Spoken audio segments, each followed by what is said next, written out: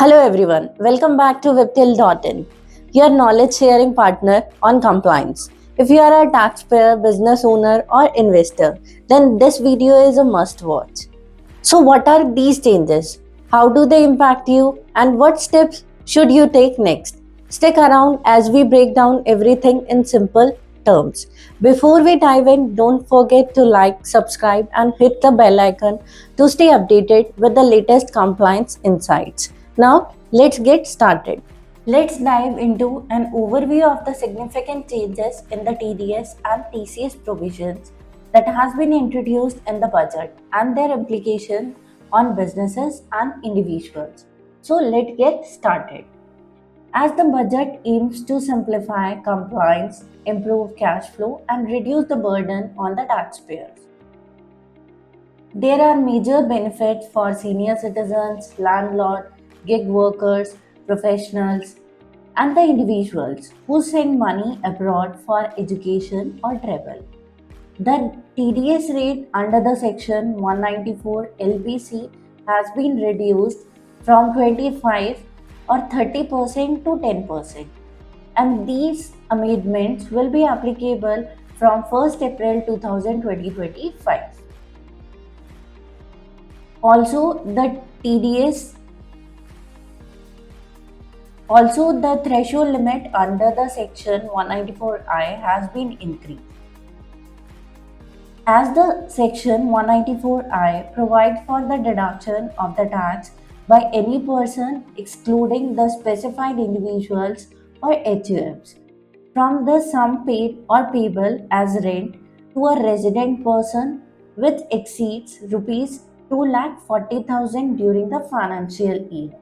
And according to the budget 2020-25, this limit has been increased to rupees 50,000 per month. Overall, we can say that the threshold limit has been raised. But earlier, if aggregate rent of 2 lakh rupees was paid for, let's say, for the 4 month, that is rupees 50,000 per month from December to March, TDS was not payable as it did not exceed the threshold limit of 2,40,000 annually. But now, if the rent amount exceeds rupees 50,000 per month, even for 1 month, then the TDS shall be applicable. So, this is a change related to Section 194I.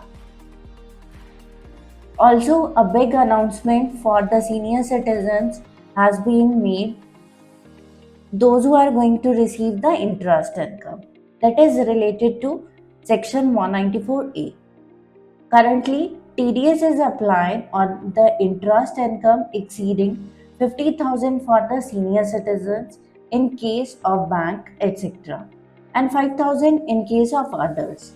Where taxable income falls below the exemption limit, they need to file their ITRs to claim the refund. And to avoid the hassle of claiming refund, senior citizens can submit Form 15H to their bank requesting that no TDS should be deducted. Doubling the exemption limit in case of payment of interest by bank, etc., many senior citizen taxpayers will get a relief from significant compliance burden. Also, the limit for others has been increased. Earlier, the threshold limit for the senior citizens was in case if a senior citizen is having the interest other than interest on securities and that has been paid by the bank or cooperative society or post office, etc. Then the threshold limit was earlier 50,000. But in the current budget, the limit has been increased up to 1 lakh. And for others, the previous limit was 40,000, and also the limit for the others has been increased to 50,000. And in case if the payment has been made by other person, then limit has been increased from 5,000 to 10,000. Moving forward to a change in the interest on securities. The recently announced budget 2020-25 introduces a threshold of 10,000 for the TDS deduction under the section 193 that is related to interest on securities, and there will be no TDS if the interest is below the limit. This significantly benefits investors in the government securities, bonds, or debentures, allowing them to retain a larger portion of their income by minimizing tax deduction on smaller interest earnings. This move aims to encourage more participation in these investment avenues by making them more beneficial, financially attractive. Earlier, the threshold limit of the section 193 was, as we can say, there was no such threshold limit, but the government has introduced a new threshold limit of 10,000 rupees for the incomes, or we can say for the section 193, that is 10,000 rupees. Then comes the fee for professional or technical services. If you are a self employed professional or you are hired on an assignment basis, then this change your cash flows.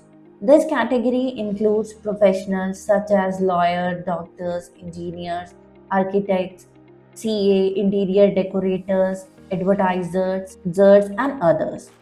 Technical services involve providing managerial, technical, or consulting services, and the payments made to resident for these services fall under the section 194J. And the budget has announced an increase in the threshold limit from 30,000 to 50,000 rupees. In case if you are receiving income that is related to fee for professional or technical services, then the threshold limit has been increased from 30,000 to 50,000. Then comes the section 194 that is related to dividend income. No tax is required to be deducted when the total amount of dividends distributed or paid or expected to be distributed or paid by the company to an individual shareholder that does not exceed rupees 5,000 during the financial year, and according to the budget 2020-25, this threshold limit has been raised, and now no tax is required to be deducted when the total amount of dividend distributed or paid to an individual shareholder does not exceed rupees 10,000.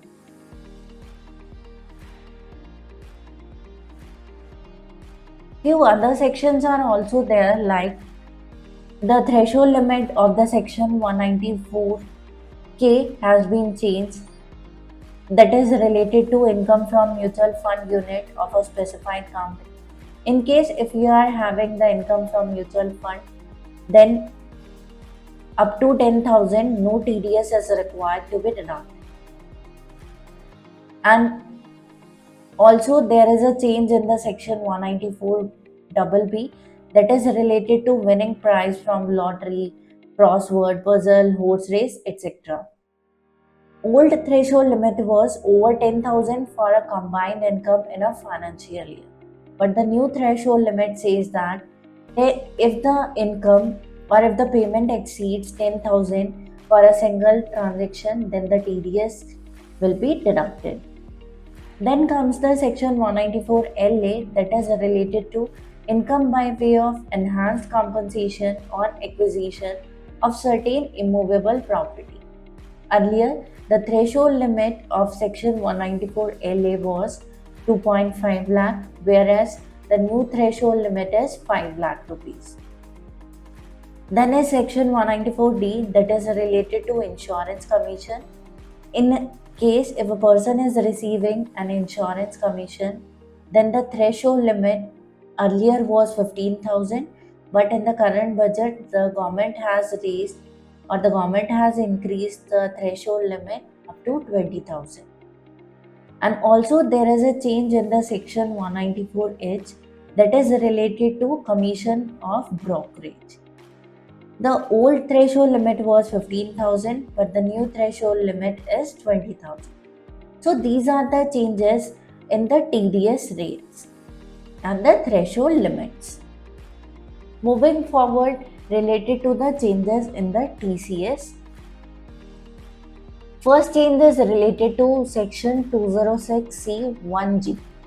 The TCS on remittance under the Reserve Bank of India's liberalized remittance scheme will be increased from 7 lakh to 10 lakh rupees, and, and the TCS will be exempted for remittance made for educational purposes provided these remittances are funded through loans from specified financial institutions. Also, a higher TDS rate will be applicable in cases where taxpayers do not provide a PAN number. Moving forward to the TCS changes in the budget, that is related to remittance under LRS. The TCS on remittance under the Reserve Bank of India liberalized remittance scheme will be increased from 7 lakh to 10 lakh rupees, as the TCS will be exempted for remittances made for educational purposes provided these remittances are funded through loans from specified financial institutions. And also, a higher TDS rate will be applicable in cases where taxpayers do not provide a permanent account number. Then comes the TCS on the purchase of goods. The Finance Bill 2020-25 will eliminate the TCS under the Section 206C 1H of the Income Tax Act starting from 1st April 2025. And this change aims to address compliance challenges that has been caused by the overlap of TCS and TDS, making it easier for the sellers to verify TDS deductions by the sellers. This change aims to address compliance challenges caused by the overlap of the TCS and TDS, making it easier for the sellers to verify TDS deductions by the buyers.